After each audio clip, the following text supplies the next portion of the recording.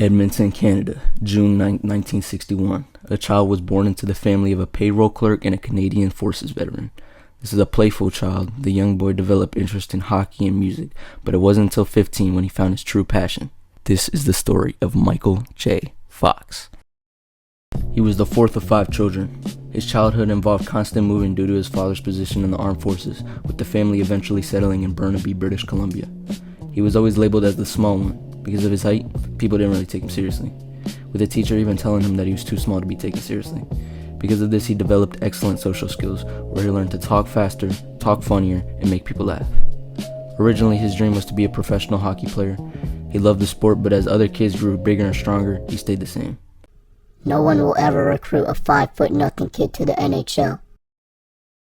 This crushed Michael, but it turned him towards his real passion.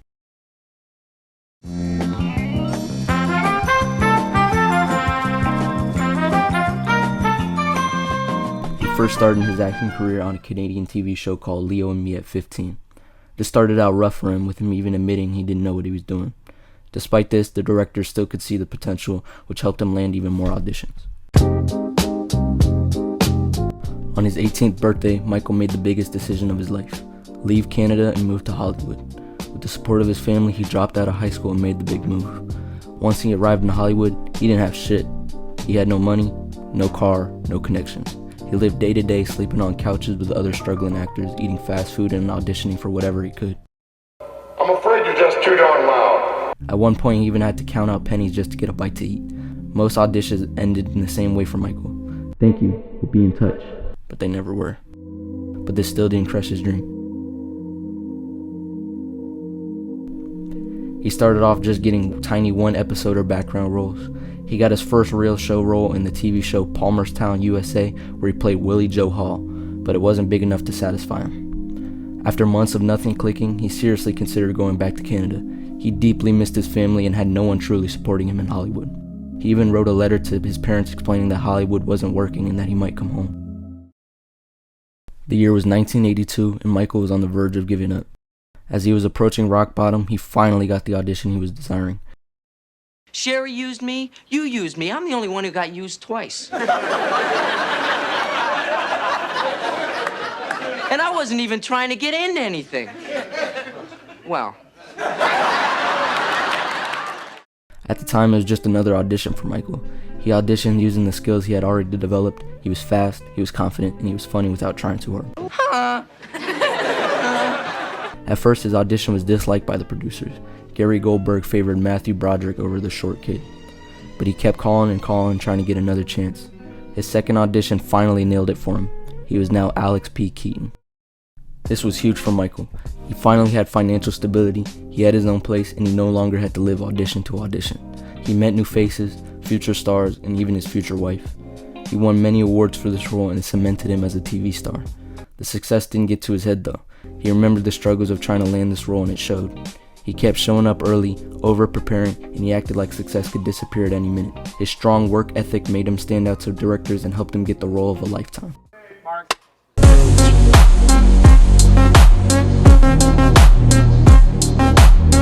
Are you telling me that you built a time machine?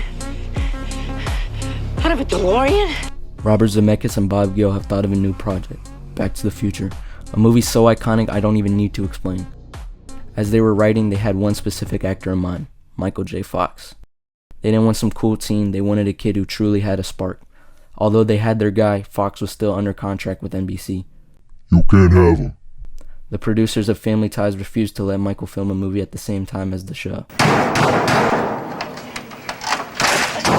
This caused Universal Studios to make a very difficult decision.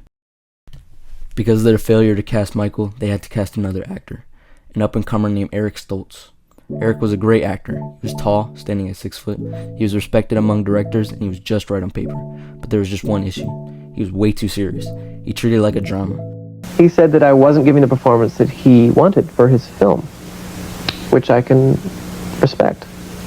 The scenes felt too serious, his jokes weren't the best, and Zemeckis and Gale really wanted someone comedic with heart. Stoltz wasn't bad, but he just wasn't Marty. After 5 weeks of filming, millions spent, dozens of scenes filmed, Zemeckis and Gale knew that Stoltz wasn't the right fit. If we keep going, this movie will fail. After 5 weeks, they pulled the trigger and fired Stoltz. But maybe in another world, Eric Stoltz is Marty McFly. If you know, you know. Eric Stoltz and Marty McFly. What? Time travel? Anyways, Zemeckis went back to NBC and they were finally able to make an agreement. Fox could be in the movie as long as he didn't miss Family Ties. NBC agreed. Michael J. Fox was now Marty McFly. This was brutal for Michael. For months, he had an extremely packed schedule. He would film Family Ties during the day, travel to the movie set in the evening, and film Back to the Future at night. He did this for months, getting only 2 to 3 hours of sleep each day.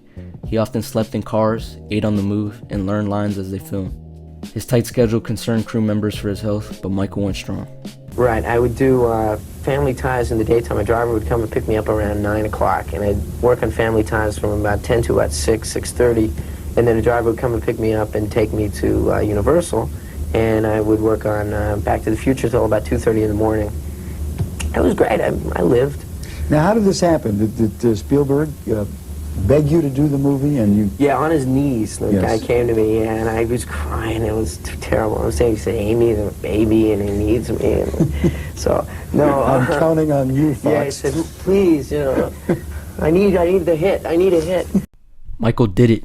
He really was Marty. His tone clicked, his jokes were funny, and the scenes were alive. Once the movie released, it was #1 in the box office for the whole year. The movie became iconic, and Michael is now a global movie icon. Whoa, Biff. What's that?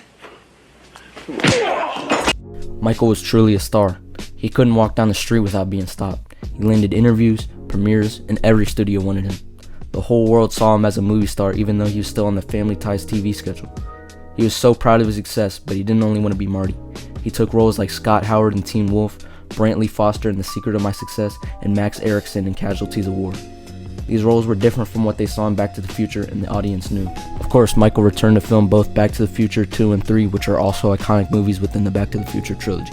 Hey, just tell me one thing. Where'd you learn to shoot like this? 7-Eleven. Michael wasn't the typical Hollywood star. He hated the Hollywood partying, he preferred home life, and he just wanted to be normal. In 1988, he married Tracy Poland, one of his co-stars on Family Ties, and they had 4 children. In 1991, Michael was hit with something that would change his life forever. During the filming of Doc Hollywood, he noticed a twitch in his fingers and fatigue. He was just 29 years old when the doctor diagnosed him with young onset Parkinson's disease.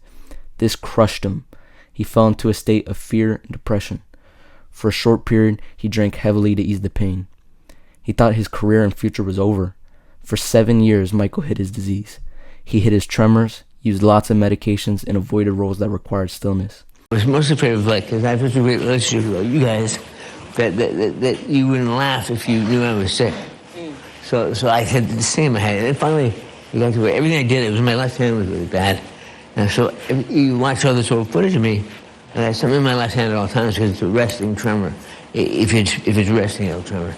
But if you keep it busy, it'll be okay. So you notice everything I did, I had a phone, I had a pencil, I had a hat, I had a small dog, I had anything.